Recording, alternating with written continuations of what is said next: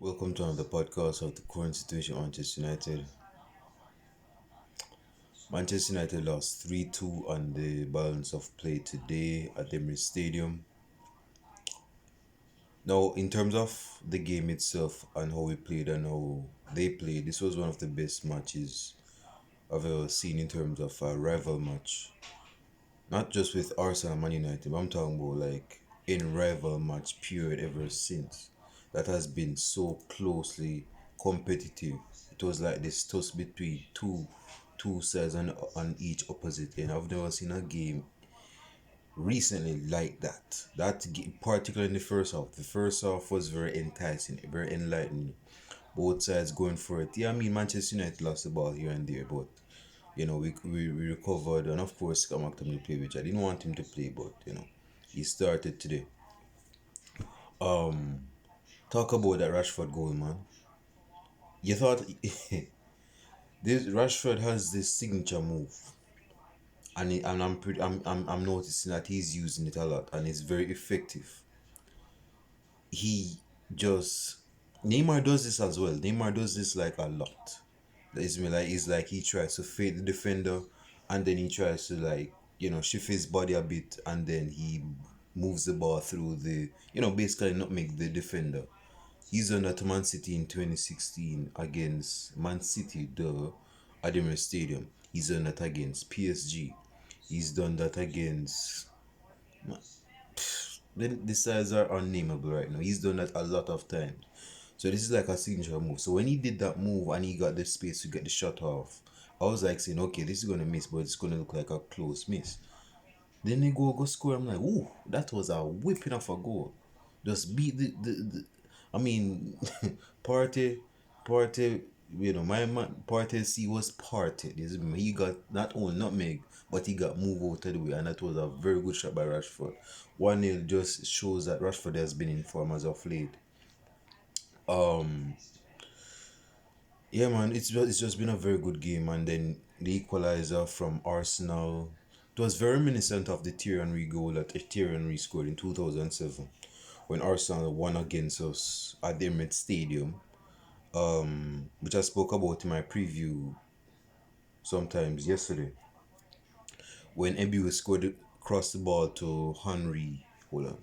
When Ebiwe scored, crossed the ball to Henry, I can't even talk because I'm lazy in bed right now. And Henry headed it home. That was basically similar to how Arsenal played. Eddie, Ed, Ed, Odegaard got the ball wide to the defender. I think it was Shevchenko or someone, and he got the ball in, and Nketiah at the far post scored. So it was kind of reminiscent of that goal. So the game was equalized right there. And it was just a tight game, man. I mean, I've never felt that enthralled just seeing a rival match like that with Manchester United. I haven't seen that in a good while. Yes, this is not the prime Arsenal like I mentioned before in my preview. This is not the prime Arsenal. This is not prime Manchester United. But it's reminiscent. It gives that thrill. Gives that vibe, isn't it? People felt it. It was a very good game for fans, man.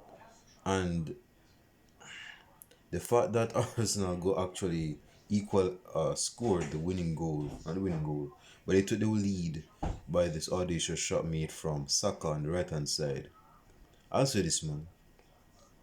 Arsenal has scored some goals over the years against us outside of the box, particularly by Granit Xhaka. I think he scored at least 3 long range goals against us over about like 3 or 4 years. Saka, which is almost similar to the name of Shaka, got a long range today.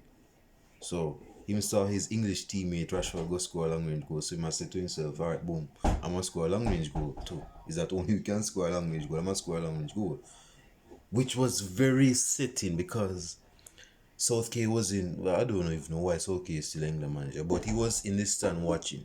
And of course, he's seen his young England attackers playing very good. Saka on the right hand side, Rashford on the left hand side, and he's saying this is going to be the future of England, English football. Man, my English is not good. But yeah, man, hey, I'm not disappointed by this game. I should be, but I'm not. On one hand, I should be disappointed that we drop points, crucial points, because City go beat up a side named Wolves today, 3-0. So me go get a bag of Patrick. Is I don't even know how the dude got the third goal. I don't even know if the goalkeeper was trying to give him a gift or something, like it was the 25th of December. Is when he got a gift on a silver platter to get his hat-trick Holland against Wolves. So this was a needed game. So of course I should be frustrated and disappointed that we drop points. But in terms of the balance of play, I'm just not disappointed. I'm just not disappointed. It's me. It's one of those moments where I say, alright, boom. Look, we want Manchester United to play good football, Zin. We want Manchester United to show out. We want to have an implemented system so we know what we are doing. So players are effective all one together. I get that. But we drop points. Compared to Mourinho's time, or Ole's Gunnar Solskjaer time, more so Mourinho's time, we're playing pragmatic football, we're counter-attacking, we're soaking in pressure, releasing pressure where needs be, hoofing the ball to Romelu Lukaku, who cannot control a ball even if he was, crossing the street. But we get a goal, we win the game. So it's one of those moments where I say, okay, Man United's on the balance of play is improving, but we lost points today. But if we had Mourinho and we got a goal today, and we start defending out notifications, would we have taken that? Although this is not the way of Manchester United, so yeah, I'm going on the side where we're playing good ball, but we lost the game because we're making improvement. We're making improvement. This is the improvement that we need to make. So yeah, we bought to the game. We were in the yeah. Let me say this, man, because I want to be finished on the 8 minutes. Martinez go score an equalizer. Now, I'm not going to get into every because I want to finish this video sooner. So let me finish up this real quickly. Van Hort, I forgot to do a video on him because we got him on loan from Britain. I thought he was like the centre forward from Wales. He looked like the centre forward from Wales. But he was starting today. I don't see why he started today. I can't see where everything is coming from, because he wanted a physical presence up top. I think Marcel is, I don't know if Marcel is injured or not, but whatever. He wanted to play Rashford wide to get the space so that he can come inside and get his goal like an inside forward. He didn't want Rashford to play down the middle, although he's played down the middle and got a goal against Arsenal. That was last year, this season. But he knew that Arteta wasn't going to give Man United, Arteta's Arsenal was going to give Man United the space for him to thrive through the middle. So everything I go say, alright, but Mama played Rashford left. Of course, he's going to be the more further player of my side, although I'm playing the striker. But the striker is going to be like the link man. I'm going to use him to isolate the defender so Rashford can get space. So that's how he was basically playing.